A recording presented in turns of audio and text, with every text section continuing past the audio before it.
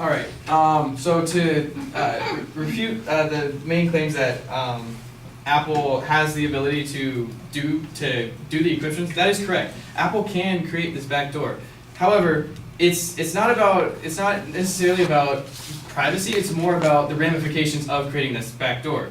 Because if I have a quote here somewhere, but basically basically, if you make a backdoor for one person, it's a backdoor for everybody. So if you make one backdoor, then it can be hacked in through like any other place. Anyone who's also trying to find that data. It's also important to acknowledge that there are ways to find or to get information that aren't encrypted. Joseph Lorenzo Hall wrote in an issue brief, A Backdoor to Encryption for Government Surveillance in the Center for Democracy and Technology, that if information is encrypted in one place, it is often available from another source. For example, emails or text messages on an encrypted phone can be retrieved from the email server provider or the phone company. Many smartphones are backed up to the cloud, where the data can be obtained from the service provider through legal process. In addition, law enforcement may be able to compel a suspect to decrypt information or devices with a search warrant. This means that we have things in place to get data that's not encrypted, so that's what happened with the San Bernardino shooters, that Apple gave them everything they could without accessing the encrypted data and creating the backdoor. And as we found out with the San Bernardino shooter, there wasn't much there to find in the encrypted data anyway.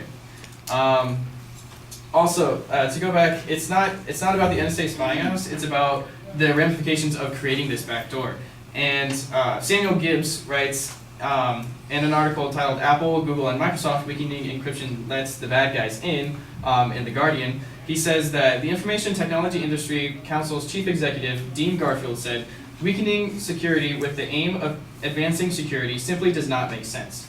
Garfield said, weakening encryption or creating backdoors to encrypted devices and data for use by the good guys would actually create vulnerabilities to be exploited by the bad guys, which would almost certainly cause serious physical and financial harm across our society and our economy. So this pretty much means, as I was saying earlier, it's a bad policy to have because it creates backdoors for criminals as well, and that's ultimately what encryption is for. It's not to protect the criminals, it's to protect us from the criminals. Again, this is another quote from Joseph Lorenzo Hall. He stated that encryption by default ensures that if criminals steal or attempt to hack into a phone, they will be unable to access the owner's sensitive data on the device, such as credit card information, photos, email, medical records, so on and so forth.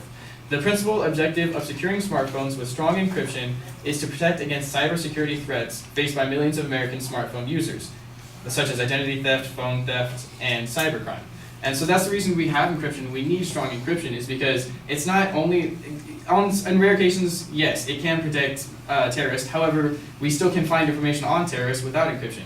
But the main goal for encryption is to protect us from hackers and everything else, or there's hackers trying to get our information. And that's really where the topic lies, is that if we weaken encryption, then we make it a lot easier for hackers to hack us. And yes, we also give the government a backdoor, but at the same time, the government is getting a backdoor for a small amount of cases, right? A small amount of terrorist attacks. But the large scale, almost everybody around has an iPhone or something with encrypted data. If we weaken that exponentially grows the potential for all of that data to be attacked.